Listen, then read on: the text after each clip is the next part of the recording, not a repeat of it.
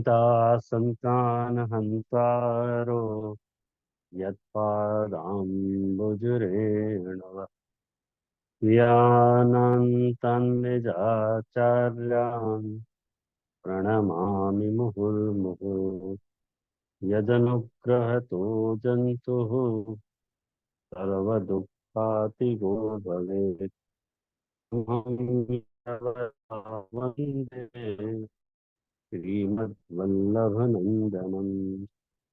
अज्ञानतिमिरान्धस्य ज्ञानाञ्जनशलाकया चक्षुरुन्मीलितं येन तस्मै श्रीगुरवे नमः।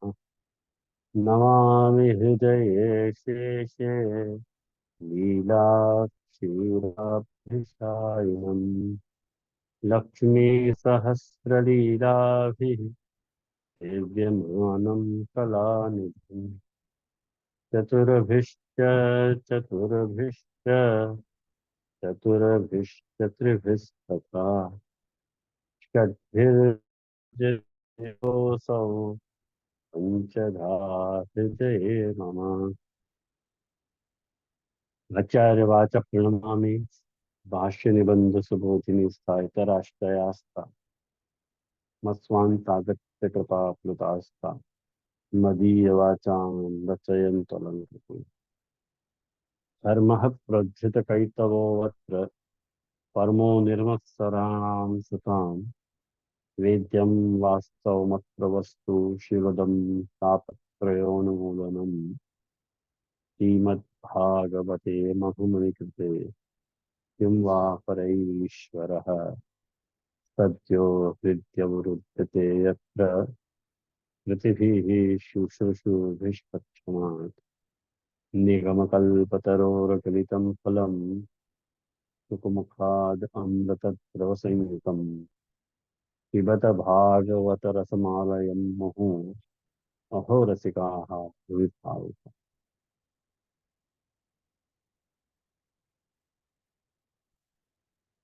उपस्थित सभी वैष्णवों को मेरे भगवत स्मरण। और आज के विषय में वेणुगीत को जो अपनों 5वें श्लोक को व्याख्यान चल रहे है, वह 5वें श्लोक के अंतर्गत के व्याख्यान में एक बात आप लोगों से कहना चाहूँ कि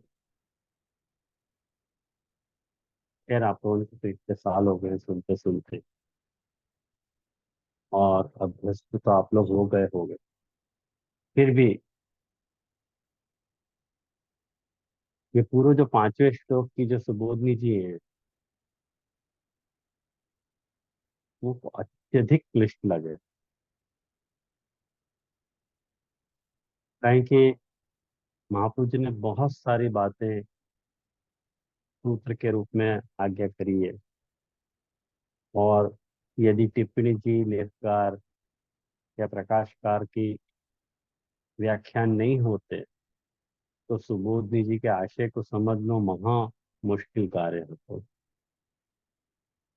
और जितने भी या के ऊपर अनुवाद प्रकट भय हैं, उन सारे अनुवादकार ने भी योजनाकार, लेखकार और प्रकाशकार की और टिप्पणीकार की सहायता ली है, और मैंने भी ली है। कहें कि वाक्य बिना तो कैसे अपन आपको व्याख्यान करेंगे। अब सारी बातें, सबसे पहले विषय की दुरूह तो विषय की जो कठिनाई है वो यह बात में रही गई है कि प्रभु के विप्रयात्मक और संयोगात्मक स्वरूप की बात चल रही है, और दोनों स्वरूप के समन्वय की बात चल रही है। हर वक्त 5वें श्लोक को व्याख्यान को समझते समय अपने को ये बात भूलनी नहीं चाहिए, सॉरी, भूलनी नहीं चाहिए कि चौथे श्लोक में वर्णन की अशक्ति है और 6वें श्लोक में वर्णन की शक्ति आ रही है। और वह वर्णन की अशक्ति और शक्ति के समन्वय को यहाँ 5वें श्लोक में वर्णित किए जा रहे है। ये बात ये बात नहीं भूलनी चाहिए। तो हर वक्त आप लोगों को अनुवाद जो है वो गले उतरेगा। और अभी भी आगे जो अपन 5वें श्लोक, क्योंकि आज अभी दो दो तीन रविवार और जाएंगे, जाके 2-3 गुरुवार और जाएंगे या को समझने में मुझको ऐसा लगा है कि विषय इतना क्लिष्ट है। फिर भी आज ग्रुप में मैंने भूल से पुष्टि परिसर के ग्रुप में वो शेयर कर दिया। मुझको ध्यान नहीं रहा, मेरे को फिर मेरे को याद आया कि वेणु गीत वाले में करना, तो फिर मैंने कि सब समझ जाएंगे। वह वपुषो भरणम को जरा देखो आप, तो सारी बात स्पष्ट हो जाएगी। अपन प्रारंभ करें एक दो पंक्ति पीछे जा करके। ये देखो जहाँ पे वपुषो भरणम निरूप्यते, जहाँ महाप्रभु जी पेज नंबर 263 पे, या महाप्रभु जी आज्ञा कर रहे हैं कि वपुषो भरणम। भरणम मतलब धारणम। वपु को आपने धारण किया। याकूब श्री गोसाई जी अच्छी तरह से समझाना चाह रहे हैं कि यथा पात्रस्थ रसम पाययितुम उद्यतः तत्पात्रम हस्ते विभद भवति पुरुष। भाई रस को यदि ग्रहण करना है, तो रस के धरण धरण ग्रहण करने के लिए कोई पात्र की तो आवश्यकता है ही।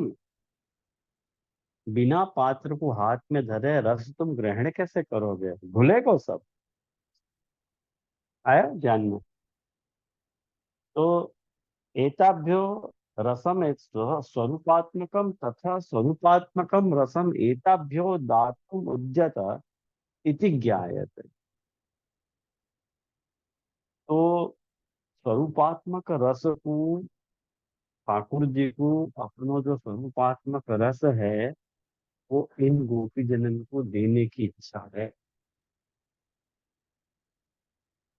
या के लिए एतादृक वपु प्राकट, वपुम वपुषो भरणम, या को खुलासा गुसाई जैसे देना चाहे। याले ठाकुर जी ने वपु धारण किया है। और पिछली बार के रामायण में नहीं कहूंगा, मैं आपको पिछली बार को आपको सारो निरूपण अपन तो समझ लीजिए, क्योंकि वो बहुत समय जाएगा वो। तो अब ये बात पहले, अब अपन याके पर थोड़ा लेखकार को और योजनाकार को और टिप्पणीकार को, तीनों को ही आशय साथ में लेके चले, तो कुछ मिलो जुलो सो चित्र या कोई आप प्रकार से थोड़ा हो गए है कि एक पात्र है और एक रस है, ऐसे समझो। एक पात्र है और रस है। पात्र को अपन भरण स्थानीय मान रहे हैं,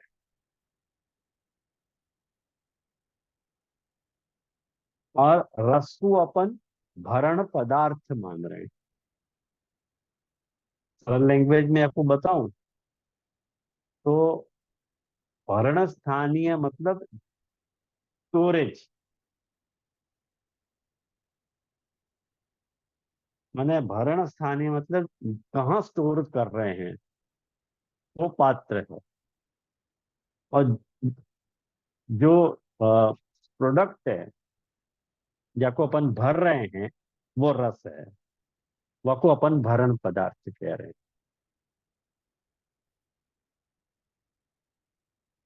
या फिर ज्यादा इजी नहीं कर पाऊंगा, सॉरी। और जो पात्र है, जो भरण स्थानीय है, वो धर्मी रूप भगवान है। अरे समझ में? जो पात्र स्थानीय है वो धर्मी रूप भगवान है, जाको अपन दूसरे शब्दन में आधार भी कह सकते हैं। और जाकू वो लेख कर वल्लभ जी दृष्टांत कह रहे हैं।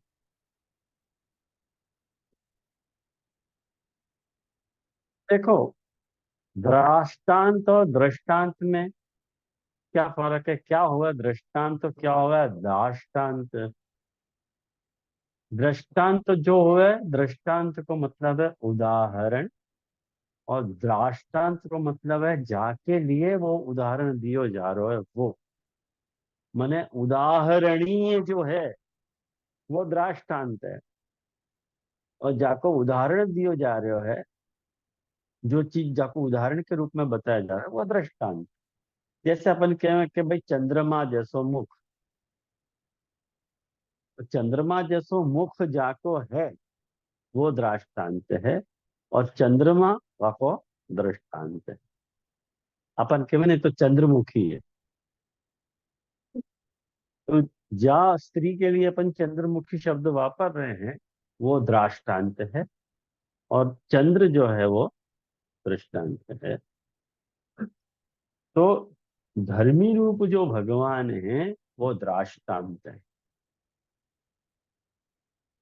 धर्मी रूप भगवान दृष्टांत हैं, और जो भावात्मक भगवद रूप जो आनंद है, भावात्मक जो भगवद रूप आनंद जो गोपी जनन में स्थापित करना है ठाकुर जी को, वो रस है, वो दृष्टांत। दृष्टांत को रस कहा जा रहा है, और दृष्टांत को पात्र कहा जा रहा है।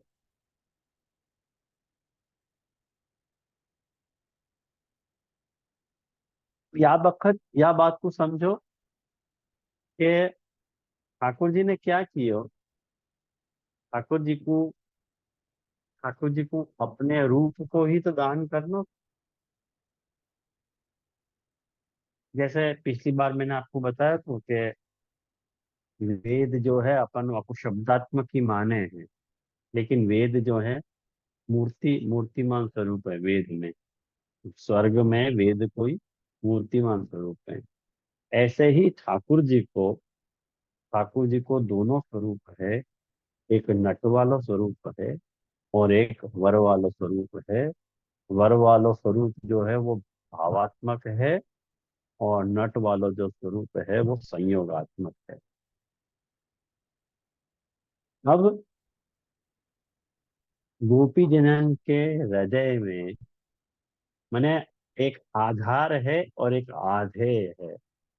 आधार क्या है? ठाकुर जी ने अपने स्वरूप को ही आधार बनाया, अपने ही अंदर विराज तो जो स्वरूप रस है, वाकु पेय वाकु वाकु पेय पेय बनावे के लिए, वाकु आस्वादन करवे के लिए अपने श्रीअंग को ही, अपने स्वरूप को ही आधार बनाए। या लिए वो जो रस है, जो ठाकुर जी को भगवत रूप आनंद है, वो आधेय है, और भगवान को जो वपु है वो आधेय आधार है। इतनी बात आई समझ में कि नहीं आई?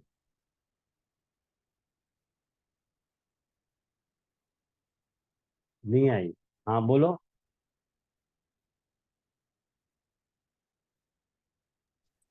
जी प्लीज एक वरदान रिपीट करोगे प्लीज? मैं तो बहुत फास्ट आपने कहो ना तो थोड़ा लिख में रह गयो, आधार और आधेय। देखो एक बार फिर से सुनो। प्रभु विदलात्मक है, प्रभु संयोगात्मक वपु भी है, और प्रभु विप्रयोगात्मक वपु भी है। वपु मतलब स्वरूप, आया ना समझ में? वपु मतलब स्वरूप। अब एक बात, ये बात समझो कि अब यहाँ पे जब ठाकुर जी को अपन वपु कह रहे हैं, और महाप्रभु जी प्रभु को ठाकुर जी को नटवर वपु कह रहे हैं, तो प्रभु नट वपु भी है और प्रभु वर वपु भी है। तो प्रभु प्रभु के अंदर जो रस है, वह रस रूप वह रस स्वरूप को आस्वादन देवे के लिए भगवान ने अपने वपु को ही आधार बनायो। कैसो आधार बनायो? दो प्रकार को वपु धारण कियो। एक नट वपु धारण कियो और एक वर वपु धारण कियो। और वह दोनों वपु के अंदर आपने अपना भगवत रूप जो भावात्मक आनंद है वाकु आधे स्थापित कियो। एक आधार होवे है और एक आधे होवे है। जैसे देखो ये आधार है प्लेट, और या में ये चीज आधे है। आ रही है समझ में? ये प्लेट आधार है और ये रखी हुई चीज आधे है। ऐसे ही ये जो है वो भगवान को वपु ट्रीट करो, और ये जो है या को रस ट्रीट करो। मतलब भरण पदार्थ ट्रीट करो या रस ट्रीट करो या दृष्टांत ट्रीट करो, एक ही बात। यानी मैंने आपको चार्ट दियो है, आपको ग्रुप में शेयर किया है वो चार्ट, है ना? कारण के स्वरूप ही करता है और स्वरूप ही कर्म है। ये बात लेखकर वल्लभ जी बता रहे हैं कि स्वरूप ही करता है, स्वरूप ही कर्म है। या के लिए, हाँ बोल मित्र। जी जी धन्यवाद। तो जैसे आधार मतलब आधार में नट और वर दोनों वपु आ जावे वो। आधार में नट वर पूर्ण स्वरूप आ जाएगा, और आधे जो है वो नट वर को भी अलग चीज, मतलब अलग रस है। वो रस है। वो रस है। हाँ, क्योंकि वो थोड़ा कंफ्यूजन इसलिए हो रहा था क्योंकि ये भी तो जैसे संयोग और विप्रयोग की रस्तु नट और वर की लीला चल रही है ना, तो वो देख थोड़ा वहां का। कारण नट नट वपु को भी अपन आस्वादन कर सकें और वर वपु को भी आस्वादन कर सकें। आस्वादन मैंने कर सकते हैं। नट वपु भी रसात्मक है और वर वपु भी रसात्मक है। तो जो रस बराबर है। है वो आधे वो है आधे वाणी। हैं। आप क्लियर हो गए जय, आप क्लियर हो गए पूरा। थैंक्स। थैंक्स। मैंने कही ना थोड़ा क्लिष्ट है विषय, लेकिन थोड़ा ध्यान से सुनोगे कहीं के वेणुगीत इतनो इतनो जटिल है, सबसे ज्यादा जटिल पूरे वेणुगीत में पांचवें श्लोक को व्याख्यान है। और या के लिए महाप्रभु जी की सुबोधि जी खत्म ही नहीं हो रहा है। आप पेज घुमाते जाओ सुबोधि जी चालू ही रह रही है। अपन कहें कहाँ सा कहाँ रुकेंगे महाप्रभु जी पता नहीं। अरे रही है। सच्ची बताऊं, आज आज इतना कंफ्यूज हो गया तो मैं ये सब पंक्तियां पढ़ के एक सर्वोत्तम को पाठ कियो मैंने कहा कि महाराज आपके बिना तो उद्धार नहीं है, एक सर्वोत्तम को पाठ कर लेना दो। खबर कैसे पड़े आपके स्वरूप को।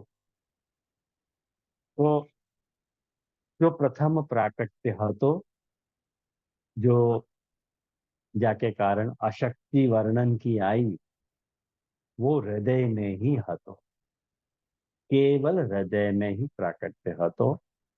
और जो दूसरो प्राकट्य भयो वो सर्वेंद्रिय प्राण अंतःकरण और जीव में भयो व्याप्त हो गया, जाके कारण वर्णन की शक्ति आई। तो वर्णन की शक्ति और वर्णन की अशक्ति, ये दो बातें हैं। यही तो अब घोटाला चल रहा है ना। तद वर्णन तुम आरब्धा स्मरंत चेष्टि चेष्टितम नाशकन स्मर वेगेन विक्षिप्त मनसो नृपः। यही बात तो चल रही। और तद वर्णन तुम आरब्धा स्मरंत कृष्ण चेष्टितम, अरे सॉरी, इति वेणुरवम राजन सर्वभूत मनोहरम कृत्वा रजस्त्रिय सर्वा वर्णयंतो अभिरे मिरे। ये छठा श्लोक। तो इन दोनों की दुविधा में अपन को ये समझना जो हतो वो हृदय में ही हतो, जाके कारण वर्णन में अशक्ति भई काहे की वह वपु को पूर्णानुभव नहीं भयो, तो जाके कारण अशक्ति आई थी। अब जो है ठाकुर जी ने पूर्णानुभव कराया और सर्वेंद्रिय प्राण अंतःकरण और जीव में वो स्वरूप जो है व्यापक भयो, जाके कारण वर्णन की शक्ति आई। और वो क्यों नहीं कर पाई वर्णन, वाको सब ये कारण अब आगे आ रहे हो। ये मैं मेन बात आपको बता दे रहा हूँ। अपन को यही सब जानने की इच्छा है ना। ये हृदय में प्राकट भयो तो वर्णन की अशक्ति क्यों हो गई भाई? यही समझ में नहीं आ रहा है। अपन को पंक्ति मिले नहीं है उमंग, या पंक्ति को अर्थ जब अपन घर में बैठे ना, तो अपन यहाँ दिमाग पर जोर लगा कि क्यों आए, अच्छा वर्णन की अशक्ति क्यों हो गई स्वरूप को देखते ही। ठाकुर जी ने ऐसे कर रखा था। वो अब सारो रहस्य अब सुखदेव जी खोल रहे हैं, तो पंक्ति को ध्यान से आप पढ़ियो। बराबर। अब देखो,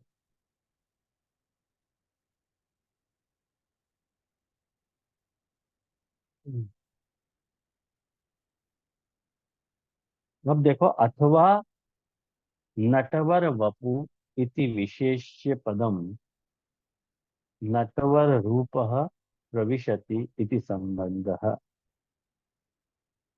ये जो नटवर, नटवर शब्द जो है ना, ये विशेष्य पद है। विशेष्य और विशेषण तो समझो क्या नहीं? वही दृष्टांत और द्राष्टांत,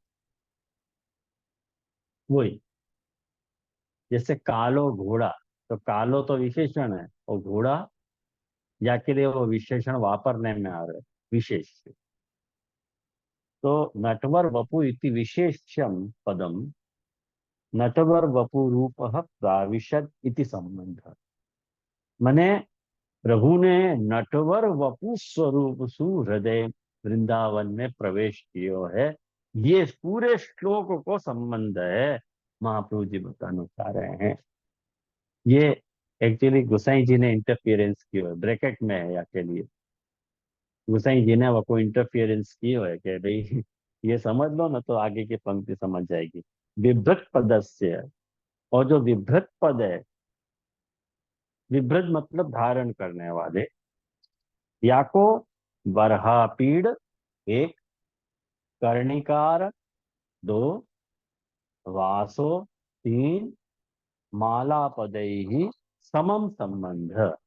मने बरहापीड़म मने मोर को मुकुट, कर्ण में कर्णिकार के फूल, कनक की कपिशम जैसे वस्त्र, और वैजयंती माला, इन सबके साथ संबंध, समान संबंध है। गोसाई जी बता रहे हैं। मतलब ठाकुर जी ने वराहपीडम विभ्रत, वराहपीडम धारण कियो, कर्णयो कर्णिकारम विभ्रत, कर्णिकार के फूल धारण किए, कनक पिक कपिशम वासः विभ्रत,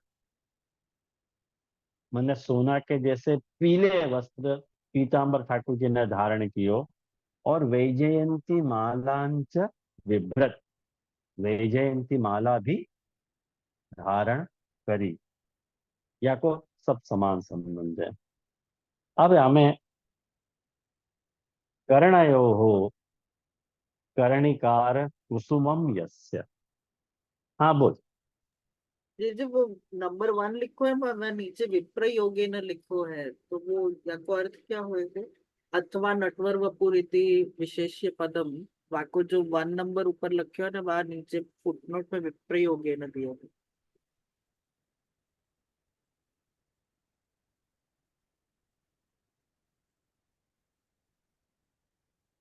मैंने वो ठाकुर जी अब तक में विप्रयोग भावात्मक स्वरूप से विराज रहे थे ना, हाँ।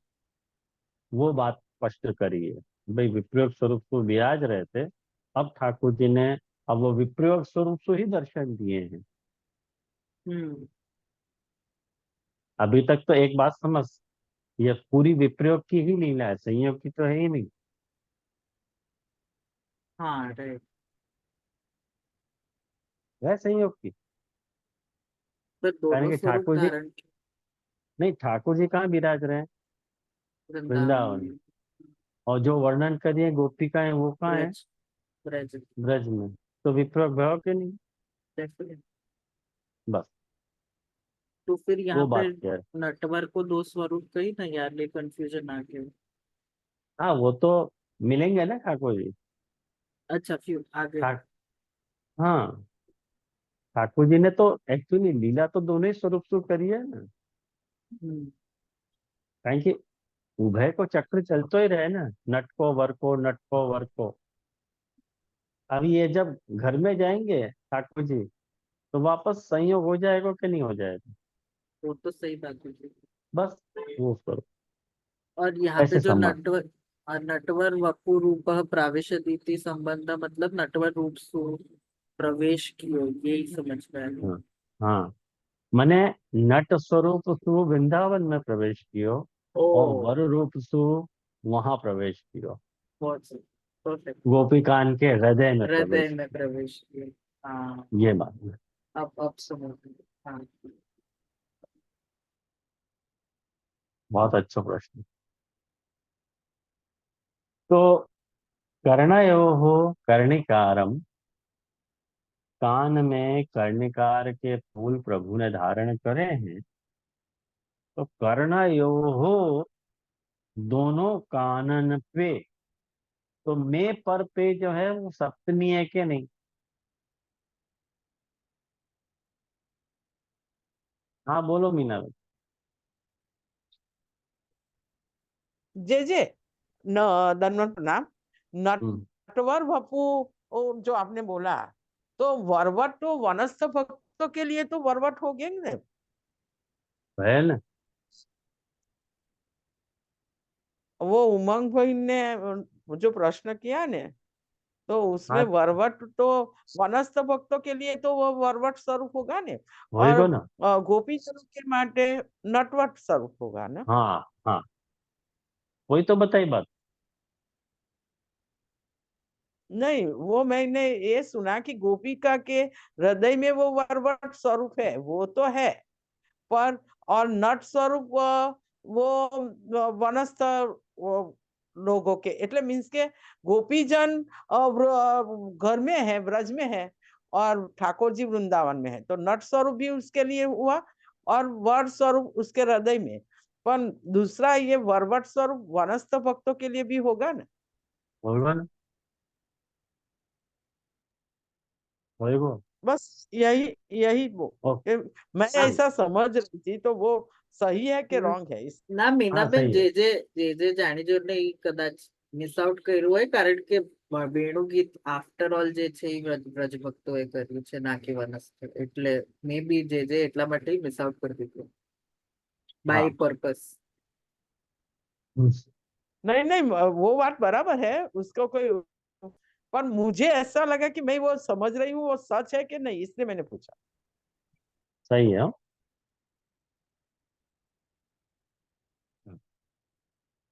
आके बात देखो, वहीं से अपनी वापस पंक्ति शुरू हो रही, कर्णयो कर्णिकार कुसुमम यस्य। अब देखो, जो कर्णयो पद है वो सप्तमी है, तो वो सप्तमी अलूक सप्तमी है। अलूक सप्तमी का एक क्या है? बहुत सिंपल बात है, कोई अपने बॉम्बास्टिक नहीं है। अलुक सप्तमी वाकु कहवे के जामे कारक चिन्ह को लोप नहीं होवे, और पूर्व पद में ही वो शामिल हो जावे, वाकु अपन अलूक सप्तमी कहवे। या को या को सीधो सो उदाहरण देखो, जैसे युधिष्ठिर शब्द है, युधिष्ठिर। युधिष्ठिर में जो युधि शब्द है, युधि पद है, वो युद्ध में स्थिर स्थित रहने वाला युधिष्ठिर है। तो युधि पूर्व पद में आ गया क्या नहीं? युधिष्ठिर जब पद बनाया हो आपने, तो युधि सप्तमी के टाइप कोई वचन समास में ही आ गया। तो हमें वो अर्थ युधि मतलब युद्ध में, ऐसा अर्थ है। और जैसे मनसिज, मन में उत्पन्न होने वाला, मनसी, मनसी मतलब मन में, और वास्तु ज जोड़ के अपन एक समास शब्द बनाया हो, मनसिज। तो मनसिज जब अपन कह रहे हैं तो पूर्व पद मनसी है, और वहां में ज पद जोड़ दियो तो एक समास, तो एक पद बन गयो जो मन में उत्पन्न होने वालो। खेचर, खेचर शब्द एक, ख मतलब आकाश, और खे मतलब आकाश में, आकाश में जो विचरण करतो हो, तो खेचर कहो जाए, पक्षी को खेचर कहो जाए। जैसे निशि निशिचर, निशिचर मतलब जो रात में, निशि मतलब रात में, निशा मतलब रात, और निशि मतलब रात में। समास भी निशिचर है। तो निशि बोलते हैं वो में पद जो है सप्तमी भाव में आ गई, तो वह अलुक सप्तमी कही जाए। तो कर्णिकारम में कर्ण पद की सप्तमी आ गई है, ऐसे मतलब वो वहां में है ही, ऐसा कहना चाह रहे हैं महाप्रभु जी। और वास्तु क्या कहना चाह रहे हैं, बड़ी गंभीर बात है। उसके लिए मैंने आपको अलुक सप्तमी पहले समझे।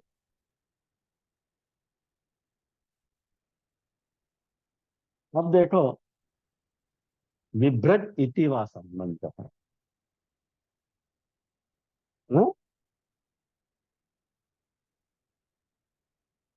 ठाकुर जी क्या है वहां में, महाप्रभु जी क्या कह रहे हैं, कर्णिकारस्तु श्रृंगार उद्बोधक। कर्णिकार को फूल जो हो गए वो आ, श्रृंगार को उद्बोधक है। और श्रृंगारस्तु संयोग विप्रयोग भेदेन विविधः। भाई श्रृंगार जो है वो संयोग और विप्रयोग के भेद से द्विविध है। इतनी स्पष्ट है ना। श्रोत्रे तद उभये, तद उभय प्रतिपादक। श्रोत्र तद उभय प्रतिपादके तयो कर्णिकार संबंधेन पूर्व निरूपितो रस उच्छलितो भवति। भाई कर्णिकार को फूल जो है वो श्रृंगार को उद्बोधक है, और श्रृंगार को उद्बोधक होने के कारण श्रृंगार द्विविध रसात्मक है, विप्रयोग रसात्मक भी है और संयोग रसात्मक भी है। और प्रभु के दो कर्ण उन दोनों रसन को प्रतिपादन कर रहे हैं। संयोग में, या को नीचे वल्लभकार जी सुना, वल्लभ जी जो है वो वल्लभकार माने लेखकार बता रहे हैं, संयोगे प्रिया वचन श्रवणेन विप्रयोगे तद गुण श्रवणेन। भाई काम को श्रृंगार को उद्बोधन जब प्रभु को संयोगात्मक स्वरूप हो है, तो प्रभु के वचन सुन के संयोग श्रृंगार उद्बुद्ध हो गए। और विप्रयोग में तद गुण श्रवण है ना, प्रभु के गुण को श्रवण करके श्रृंगार उद्बुद्ध हो गए। एकदम सरल बात है। जब अपन जासु प्रेम करते हो, वो अपने पास में बैठे हो, तो वाके वचन सुन के अपने में काम जागृत हो के नहीं। और जब वाहो वाको विप्रयोग हो गए, वाके गुण को श्रवण करके अपने को उद्बुद्ध कहा गया, काम की उद्बुद्ध। या लिए च उभय विध श्रृंगार अनुभावक इत्यर्थ। और एक बात समझो कि ये दोनों श्रृंगार रस को प्रतिपादक जो है कर्णकु कर्णिकार को संबंध हो गए हैं। दोनों कर्णकु कर्णिकार को संबंध हो गए हैं, या लिए रस उच्छलित हो गए। माने या तो ऐसा समझ लो कि एक कर्ण को, एक कर्ण में धारण किए हुए जो कर्णिकार को फूल है, वो संयोगात्मक श्रृंगार को उद्बुद्ध करे हैं। और दूसरे श्री कर्ण में विराजते हुए जो कर्णिकार फूल है, वो विप्रयोग श्रृंगार को उद्बुद्ध करे। यानी अपने दो कर्ण में कर्णिकार के फूल धारण किए, कारण के श्रृंगार ही तो उद्बुद्ध करना है। गोपी जनन में श्रृंगार को ही उद्बुद्ध करना है ना।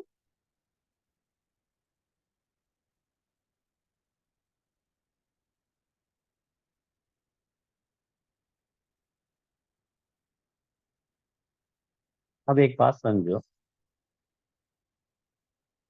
तो श्रृंगार को उद्बुद्ध करना तो कर दो ना भाई, क्यों नहीं कर रहे हो। कह रहे हैं कि तादृशस्तु रसो, गुप्त एवं रसत्व आपद्य। भाई देखो, एक बात सुनो, देखो सारी बात धीरे से सुननी पड़ेगी। सब जो मैं बता तो जाऊं, वहां को इमेजिन करते जाओ, तो पंक्ति लगेगी, नहीं तो पंक्ति गई हाथ से। तादृशस्तु रसो, वो जो रस है, रस जब तक गुप्त रहे न, तब तक ही वहां में रसता रहे है। एक बार वो रस प्रकट हो गए हो ना, तो वो रसाभास है। इसके धीरे धीरे बोल कोई सुन ना ले। वो गीत है ना, लता को और रफी को, अरे मुकेश को, हमको किसी का डर नहीं, कोई जोर जवानी पर नहीं। वो गीत है ना, तो सच्ची बात है, धीरे धीरे बोल कोई सुन। स्त्रियां हमेशा यही चाहें कि धीमे बोलो, लेकिन ऐसे ठाकुर जी ये चाहें, मैंने रस को गुप्त रखने का स्वभाव, रस को गुप्त रहना चाहिए, सहसा सबके सामने प्रकट नहीं होना चाहिए। याद ये इति पीताम्बरम वर्णयति, या लिए पीताम्बर को माफ ठाकुर जी ने धारण किया। ये क्यों नहीं वर्णन कर सकी, या को वर्णन कह रहे हैं। अब देखो, अब मैं आपको कारण बताऊं, अब आपको पंक्ति लगेगी। ये क्यों वर्णन ना, वर्णन अशकन हो गई, क्यों वर्णन नहीं कर पाई, वाको ये कारण है तो रस गुप्त है। तो वो रस क्यों गुप्त है, तो ठाकुर जी ने वाको गुप्त कर रखो थो। कैसे कर रखो थो, तो कह रहे हैं कि पीताम्बरम वर्णयति, पीताम्बर ठाकुर जी ने धारण कियो तो। कैसो पीताम्बर हो, तो कह रहे हैं कनक कपिशम वासो। कनक स्वर्ण के जैसे, कपिश मतलब पीलो, जो वस्त्र है, पीलो पीताम्बर प्रभु ने वास वस्त्र जो है विभ्रत धारण किए होते। और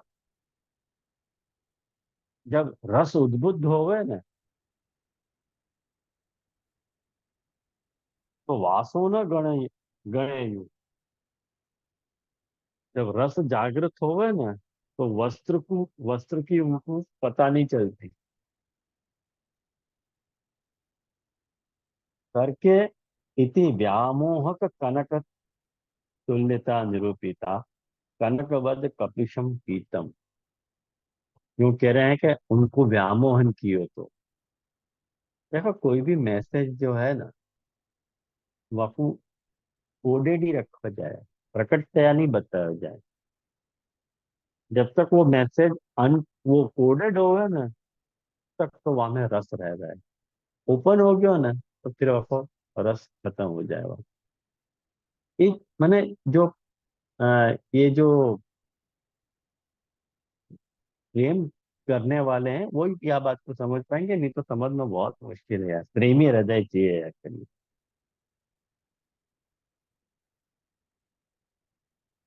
और वो जो कनक कपिशता है ना, कनकवत जो कपिशम है, माने पीलोपनो है, वो माया है। अतो यत्र वसनाकृति अपि न सम्यक अवलोकिता, तत्र तेन वसनेन आच्छन्नं रसम कथम उद्घाटयेयु। महाप्रभु जी क्या कह रहे हैं, अरे उनको तो याद करे कि कुमारी चढ़ी थी गोपी जनन को, रस को आवेग उद्बुद्धता या प्रकार की थी कि वसन की आकृति भी उनने बराबर नहीं देखी। तो वसन के पीछे जो छुपो भयो जो रस है, वो कैसे पता चलेगा उनको। या लिए अशक्कन हो गई, वर्णन नहीं कर पाई। और ततोपि आच्छादिकम के बाद भी वाकु जो आच्छादन करने वाली बात है, और भी वो कह रहे हैं कि कीर्तिमयी वनमालाम वैजयंतीम च मालाम बिभ्रत। वैजयंती माला को जो है प्रभु ने धारण कियो है। एक बात समझो, प्रभु ने वैजयंती माला को धारण कियो है। मैंने वही निश्चयेन सर्वजय प्रकाशिका वैजयंती। वही मतलब निश्चित रूप से, और सर्व जय प्रकाशिका वही, सब सर्वत्र जय को प्रकाशन करने वाली जो वैजयंती है, ठाकुर जी ने स्पष्ट हो गए कि जने जाने या को धारण कियो, वाकी अवश्य जय होगी। आया समझ में? क्योंकि वैजयंती माला निश्चय जय करावे वाली है, या लिए एवं रसद्वयम तद उद्बोध आच्छादकम विक्षेपकंच रूपे निरूपितम। देखो, रूप, गुण और लीला, तीन बात को निरूपण या श्लोक में आनो हतो।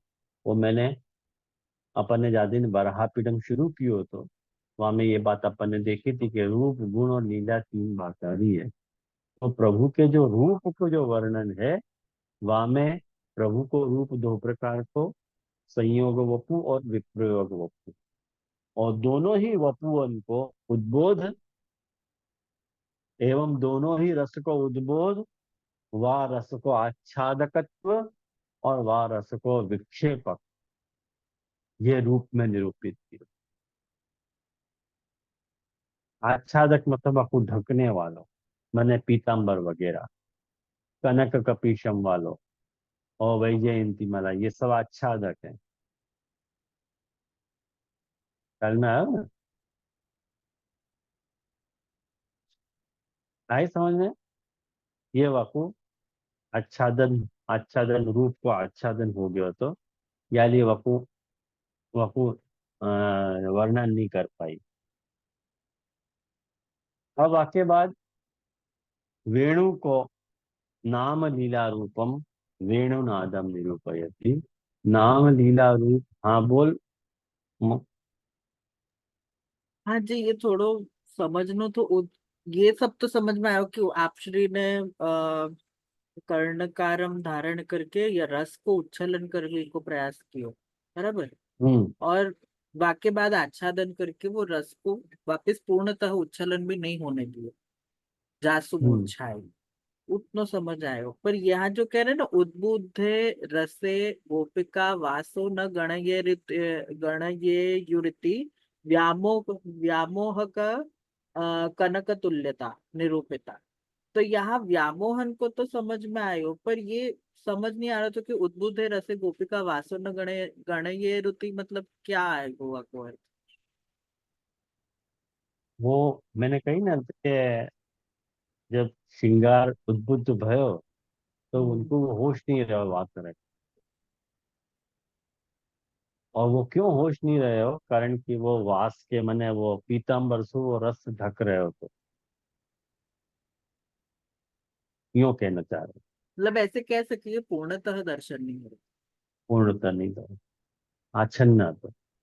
मतलब ऐसे भी कह सके ना कि प्रभु के जो उनको दर्शन संयोग में होते थे, प्रभु के सन्मुख अगर हो रहे हैं, जहाँ स्वरूप सु प्रभु गाय चरा के पधार रहे हैं ब्रज में वापस, वो स्वरूप के बदले उनको वो आच्छादन आ गया, ऐसे कह सके।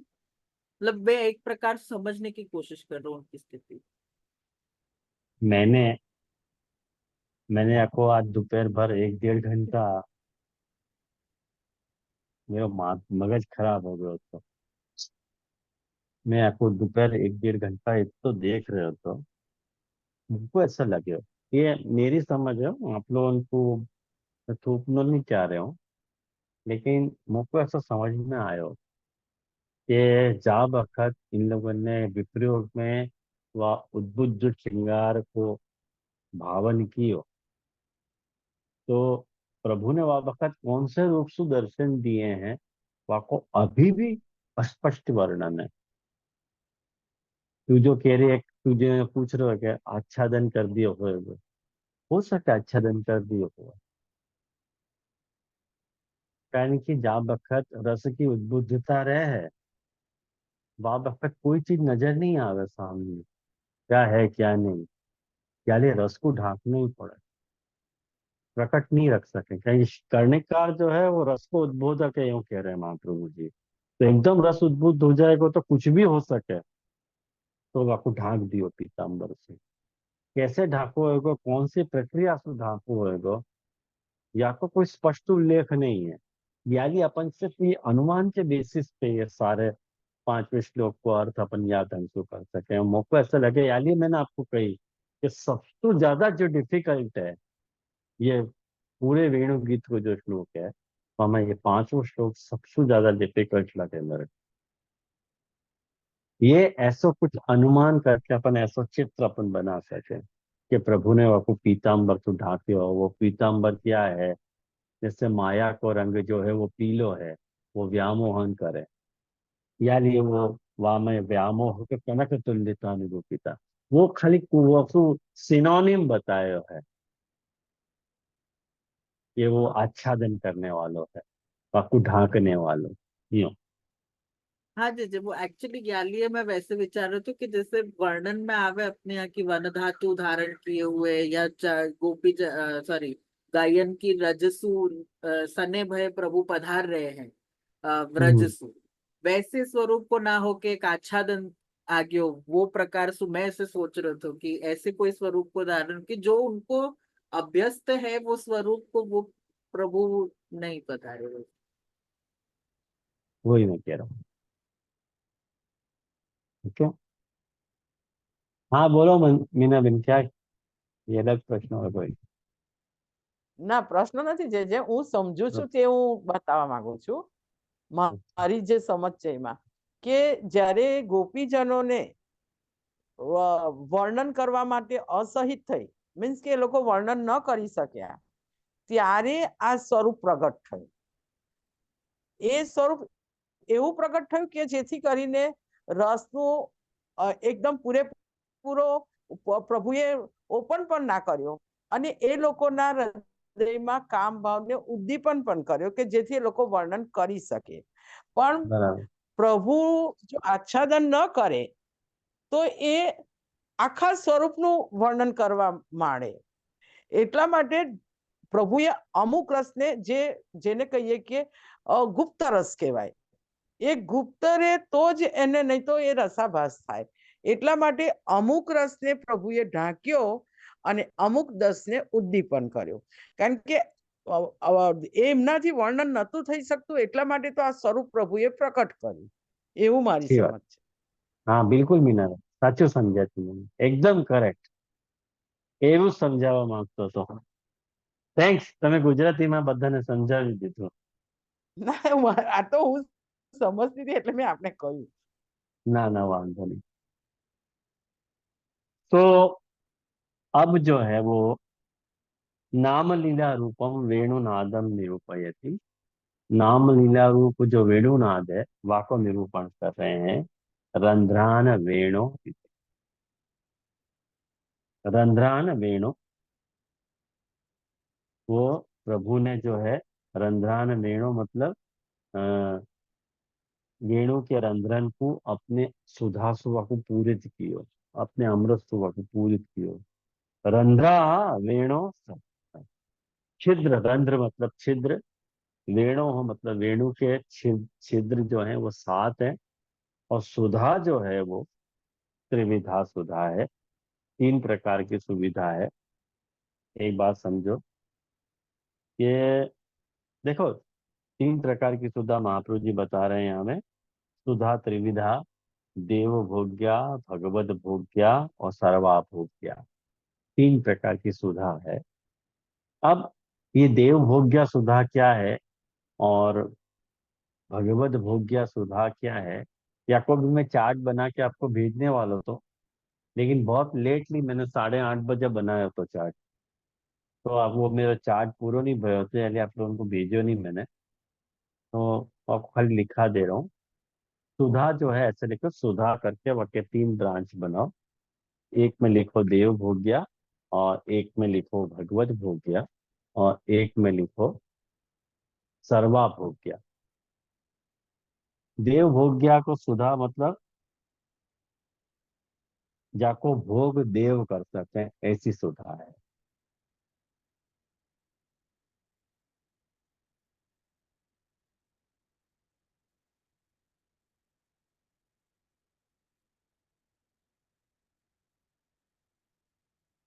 सब मने देव भोग कर सके, मतलब देव कौन है यहाँ पे? देवा अत्र साक्षिण, वो जो पहले बात आई थी, मैंने गाय गोप वगैरह ये सब देव है ना। तो उनके द्वारा जो भोग करी जाने वाली जो सुधा है, वाकु अपन देव भोग्या सुधा कह रहे हैं। और वाके बाद भगवत भोग्या सुधा, ये देखो बड़ी इंटरेस्टिंग सुधा है ये, कि वेणुनाद के द्वारा भक्ति के हृदय में ठाकुर जी व सुधा को प्रवेश करा के पुनः प्रभु उनके द्वारा पान कर रहे हैं, उन भक्तन के द्वारा वह सुधा को पान कर रहे हैं। माने उनके भक्त जो गुणानुवाद कर रहे हैं, वो सुधा को ही गुणानुवाद कर रहे हैं, वाको ठाकुर जी पान कर रहे हैं। वो भगवत भोग क्या सुधा है। और वाके बाद सर्व अभोग्य, सर्वाभोग्य सबके द्वारा भोग नहीं, सर्व अभोग्य। यूं सर्वाभोग्य का अर्थ जो सबके द्वारा भोग करने वाले, ऐसा मत समझ लीजिए। सर्व अभोग्य मने वो द्रवानंदात्मक है, लिक्विड मने लिक्विड, लिक्विड रूप में है वो। मने प्रभु को जो स्वरूप है, या को प्रवेश करने द्वारा हृदय में, और हृदय के द्वारा सब इंद्रियन में जो व्याप्त हो जा रहे है, जो ठाकुर जी ने गोपी जनन को सर्वाभोग्य सुधा को दान की। आयो समझ में? सर्वाभोग्य सुधा गोपी जनन को भगवत भोग्य सुधा गुण वर्णन के द्वारा ठाकुर जी खुद को ही, और देव भोग्य सुधा जो है वो देवन को भोग कराया ठाकुर जी ने, अपने त्रिविध स्वभाव को वर्गीकरण। हाँ बोलो। जी जी, एक बार भगवत भोग्या वापस समझाइएगा ना, थोड़ा वो समझ नहीं आया था। भगवत भोग्य देख यहाँ पे नीचे बताओ।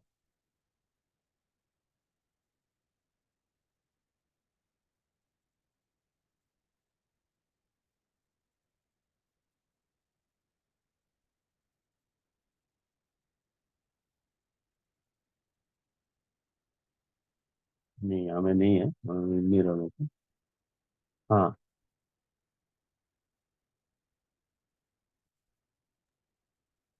जय जय दंडवत प्रणाम। भामिनी अच्छा बोलू। हाँ हाँ जय जय बोलो भावना। दंडवत प्रणाम। जय जय मैं कहूँ। हम्म जय जय आपने ऐसा समझायो कि वो श्री ठाकुर जी वेणुनाथ के द्वारा भक्तन के हृदय में वह सुधा को पधरा के फिर ठाकुर जी को ही वा को पान करना है, या सो वो सुधा को पान श्री ठाकुर जी करे। वो तो मैं बता रहा हूँ, मैं हाँ नीचे वही वो तो मैंने हाँ। कहाँ से लिखियो तो वो देख रहा था वचन, या को अच्छा साक्षात अच्छा। वचन ही बता दूं। नहीं वो नहीं पता जे, लेकिन मैंने आप श्री जो वतनामृत करे ना, वो मैंने ऐसे लिखी है कि हाँ वो बराबर। श्री। हाँ अभी तो उमंग को ज्यादा मालूम। हाँ मैं समझ में आयो उमंग को। उमंग समझियो। ના નથી સમજે એટલે મારું જરા એમાં अच्छा કન્ફ્યુઝન છે. अच्छा सांभળ तारे एक मिनिट बीजू एग्जाम्पल आपीने जे समझावू के। हाँ હા समझाओ। હા પ્લીઝ પ્લીઝ. माने जे आप श्री को कुछ बात है ना समझानी है, समझानी है, आप श्री को कुछ बात कहनी है, तो आप वाको समझाने के लिए कोई उदाहरण दो। इसीलिए वैसे वो वेणुनाथ कियो श्री ठाकुर जी ने वो गोपीजन को बुलाने के लिए, और वो ही जो गोपीजन के हृदय में विराजे, जब भी वो सुधा को पान फिर उसको आस्वादन, जैसे आप कह रहे हो ना, वो उसको आस्वादन श्री ठाकुर जी ने वो गोपी जनन के द्वारा लियो। बिल्कुल। हवे समझ पड़ी उमंग भाई? એટલે ભગવત ભોગ્યા ઇતિ વેણુ ગીત સ્વયં. ऐसी होना चाहिए ना फिर तो, या को अर्थ। એટલે તને કઈ જેજેને સમજાવવું છે ને કે તારી પાસેથી તને જેજેને કઈ જોઈએ છે તો જેજે તારામાં એવી શક્તિ આપે, તને हाँ એવી રીતનું એ આપે કે તું છે ને हाँ તે જેજેના વખાણ કરી શકે. हाँ, બસ તો ઈ આ વેણુ ગીત જ અર્થ થયો ને પછી ભગવત ભોગ્યા. હા બસ, તો એ ભગવત ભોગ્યા સુધા છે. ઈ જે ઠાકોરજી હું કઈક વા કહું, જે હું કઈક હા કહું એ બાબતમાં, હા બોલો. ભગવત ભોગ્ય સુધા એ છે કે જે રાસમાં પ્રભુએ ભોગ કર્યો, જે સાક્ષાત ભગવત સુધા ભોગ્ય છે. અને અહીંયા જે સુધાનો દેવ ભોગ્યા એટલે જે વૃંદાવનના તટ ને એ બધા જે દેવોના રૂપમાં ભગવાનના નાદનું પાન કરવા આવ્યા છે એ બધા દેવભોગ્ય સુધા છે. અને જે સર્વ અભોગ્ય છે એ બધા માટે છે, ગાયો, વૃક્ષો, લતા જે કર્ણથી પાન કરી શકાય, સીધે સીધો એનો ભોગ ન કરી શકાય, એને સર્વ અભોગ્ય કહ્યું. અને જે નદીની દેવતાઓ બધા છે, જે અધિદૈવિક સ્વરૂપ ત્યાં બિરાજે છે, પ્રભુ બિરાજે એટલે એમના વિભૂતિ રૂપથી એ બધા માટે પ્રભુએ આ નાદ જે મીન્સ કે સંયોગનો કહેવાશે, કારણ કે વરવટ સ્વરૂપથી નાદ કરી રહ્યા છે. તો એ દેવભોગ્યાનાથમાં જેમ કે ગોપો વગેરે એમના માટે. અને સર્વ અભોગ્યા એટલે કર્ણથી પાન કરી શકાય, જે ગાયો નાદનું પાન કરીને પછી છતે શું કહેવાય દેવપત્નીઓ, મૃગલીઓ, હરણીઓ એ બધા જે છે સર્વ અભોગ્ય સુધારસનું પાન કરશે, જે કર્ણથી પાન કરશે, એવું મારી સમજ છે. અને ના એ ભગવત ભોગ્ય સુધાર સમાજમાં મીનાબેન એવું છે કે જે સર્વાભોગ્ય સુધા છે ને એ સર્વાભોગ્યનું સ્થાપન ઠાકોરજીએ ગોપીજનોમાં કરેલું, જે એમને એમને હૃદયમાં એમને એ સુધાનું દાન કરેલું. અને પછી એ સર્વત્ર એમની ઇન્દ્રિયોમાં જે દેહ ઇન્દ્રિય અંતઃકરણમાં વ્યાપ્ત થઈ ગયેલી એ સર્વાભોગ્ય સુધા છે. અને જે ભગવદ ભોગ્ય સુધા જે છે એ વેણુનાદ દ્વારા ઠાકોરજી ભક્તોના હૃદયમાં સ્થાપિત કરે છે. અને વૃંદાવન એટલે હા એ પણ એ પ્રકાર હોઈ શકે, તમે જે કહી રહ્યા છો એ પણ ભગવદ ભોગ્યાનો એક પ્રકાર છે ખરો. ઠાकुर પોતે એ સુધાનો भोग करे, टूंकમાં ठाकुर जी जा सुधा को भोग करें वो भगवत भोग्या है, और जो सर्वेंद्रिय में व्याप्त हो जाए वो सर्वा भोग्या है। और गोप वगैरह जो हैं देव जो भोग करे हैं जा सुधा को वो देव भोग्य सुधा है। ऐसे सुधा के त्रिविध प्रकार महाप्रभु जी ने बताए। तो ये सेफ अजम्पशन है ना कि जो वेणुगीत आखो वर्णन भयो वो सारो के सारो भगवत भोग्या ही भयो, अक्षणवतांश तो सर्वा भोग्य है, भगवत भोग्य कैसे भयो? क्योंकि प्रभु ने वो वर्णन तो प्रभु ने स्वीकार किया। अच्छा हाँ, वो सर्वा भोग्य है, तो यहाँ भगवत भोग्या की तो बात ही नहीं हो रही। नहीं हो रही है, ओके। खाली सर्वा भोग्य सुधा की बात हो रही है और देव भोग्य सुधा की बात हो रही है। भगवत भोग्य सुधा को वर्णन नहीं भयो है। ओके। वाकु तो खाली अनुभव किया जा सके कि ठाकुर जी ने वाकई मजा ली हुई थी कि ये लोग मेरा वर्णन कैसे कर रहे हैं। वो अच्छा, सो ठाकुर जी ने भागवतकार मजा यहाँ कैसी मौन है। भागवतकार ने ठाकुर जी ने उनके मजा की मजा कैसे ली होगी वाकु वर्णन नहीं किया। विज्ञप्ति के उत्तर। हाँ, जैसे अपनों ही गुणानुवाद सुन के ठाकुर जी ने क्या अभिव्यक्त किए होगा वो भगवत भोग्य सुख है।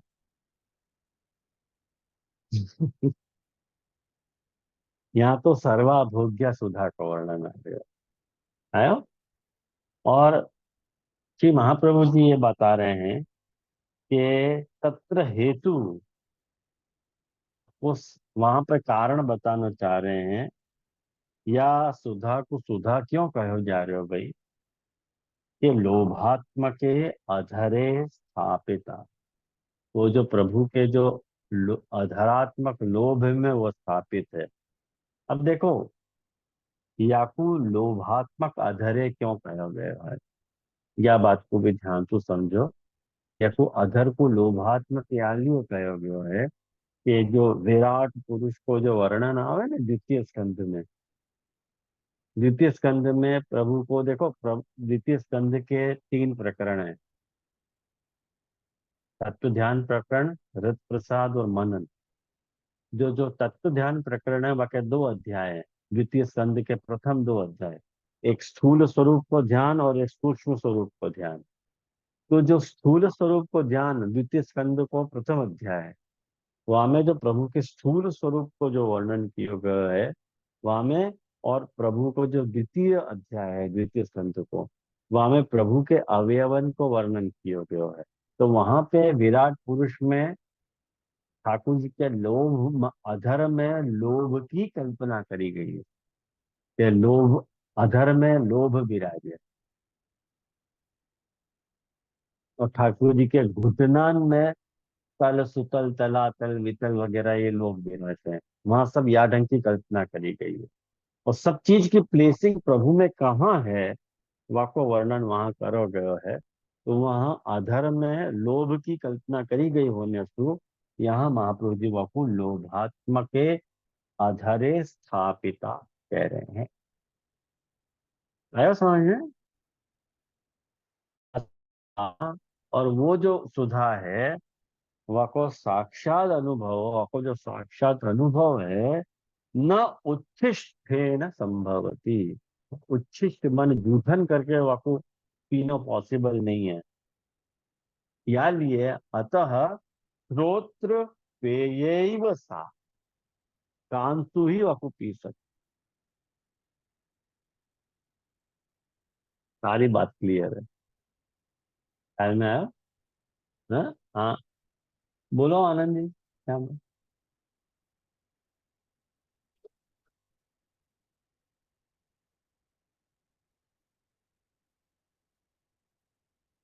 हेलो। हाँ अजय दंडवत प्रणाम। देखिए, अगर ये लोग तो होस्ट के लिए कहो, वो तो नीचे के होस्ट को कहो है, दोनों होस्ट को हाँ, नहीं कहे ना। नीचे के हो। तो एक ही दो होस्ट की क्यों बात करी होगी श्री महाप्रभु जी ने? हैं? ऊपर को होस्ट तो लोग नहीं कहो है विराट स्वरूप हम्म के उस अंतर्गत। और जो तो पहले भी आपने जो कर्णे और कर्णिकारम में जो संयोग विप्रयोग दोनों की कही ना, अगर वहां हम्म में विराट स्वरूप कोई भाव रखे तो वहां में तो सांख्य और योग हो जाएगा फिर। क्यों कर रहे हो आप सांख्य योग की बात? तो महाप्रभु जी भी इतना चाह रहे थे, अपने क्यों करना लेकिन? ठीक है जी। हाँ, अपने क्यों करना व्यर्थ में? जहाँ महाप्रभु जी जो बात कर रहे हैं कर लेना। अपन क्लिष्ट ठीक। कल्पना करेंगे तो अर्थ और क्लिष्ट हो जाएगा। जी जी। है? जी जी, धन्यवाद। तो अतः श्रोत्र पेय ही वसा, श्रोत्र सुई को पान करना चाहिए।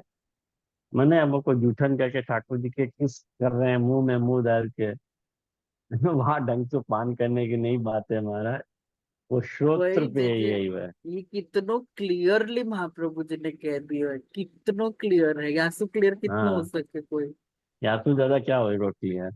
और तो भी अब फिर अर्थ भी ऐसे चलना, ऐसे निकाले। हाँ, अर्थ ऐसे ही निकालेंगे, ठाकुर जी ने ऐसे किया, ठाकुर जी ने ऐसे। बेवकूफो, तुम्हारी मति मारी गई है, अकल के जो है तुम्हारी अकल बिक गई है ऐसा लगे। साही सर्वेशम भगवदीयत्वम संपादयति। वो जो सुधा है वो सब में भगवदीयता को संपादन करे है।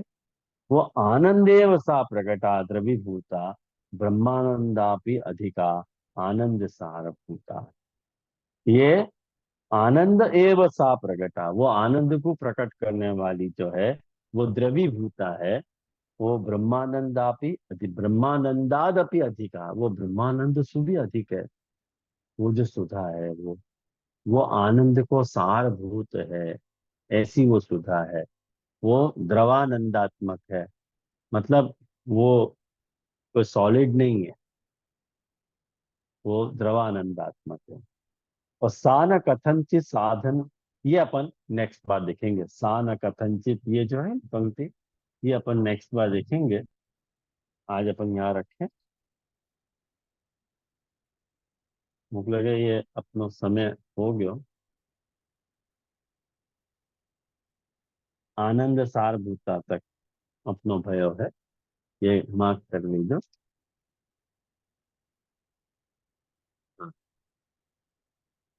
तो महाप्रभु जी कृपा सु इन पंक्तियों के साथ न्याय भयो के नहीं, ये तो आप अच्छी तरह से जान रहे होंगे।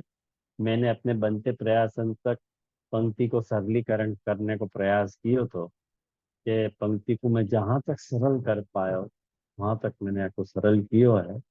बाकी ये ऐसी ऐसी पंक्तियां हैं सुबोधि जी की, जिनको कम से कम 204 आवर्तन आप करोगे ना, तब जाके वो अपनो अर्थ स्फुरायमान करेंगी। ऐसी ये महाप्रभु जी की पंक्तियां हैं।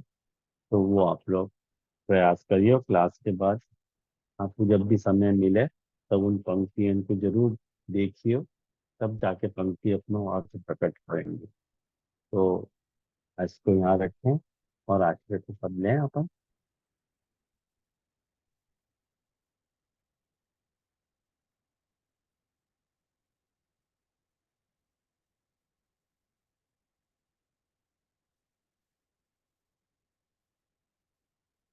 जय जय मल्हार में प्लीज। सुनो।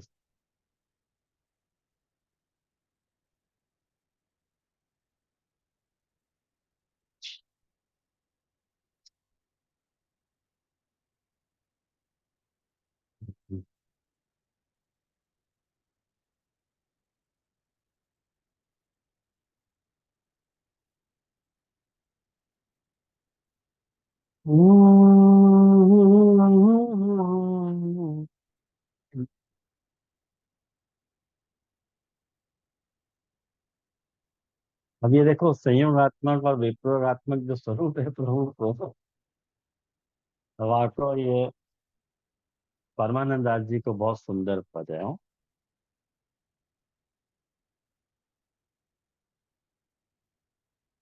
सुमिरन की जय मन में मोहन को सुमिरन कीजे मन में। गिरधर बाहर प्रगट किए ते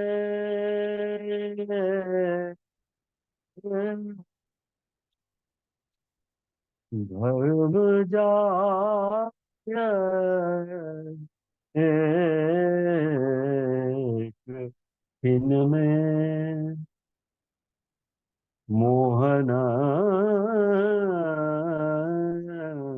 को सुमिरन कीजे मन में। भूख्यो रहे पत्र फल पावे,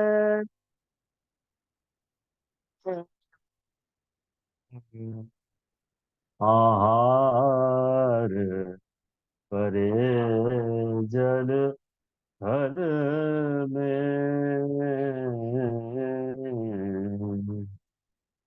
परमानंद प्रभु सो सुख निता, निज चौबारे सो नहीं तीन भवन में। मोहन को मन, मोहन को सुमरा कीजे मन में। अर्थात या में ये बता रहे हो कि प्रभु प्रभु मोहन को मन में स्मरण करो, और यदि प्रभु को प्रकट रूप से यदि तुम भज रहे हो तो एक क्षण में धर्म नष्ट हो जाए। ये प्रयोग स्वरूप की बात बता रहे हैं, क्योंकि लोग मजाक उड़ा रहे हैं, यूं कह रहे हैं।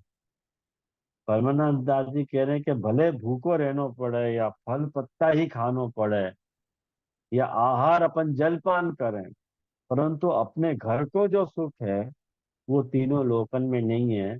या प्रकार प्रभु प्रेम है, या लिए को अपने तक ही सीमित रखना चाहिए। ऐसा परमानंद दास जी कह रहे हैं। ये प्रयोगात्मक स्वरूप का वर्णन परमानंद दास जी ने किया। तो यार अब सुविधा लो सबन को मेरे भगवत स्मरण।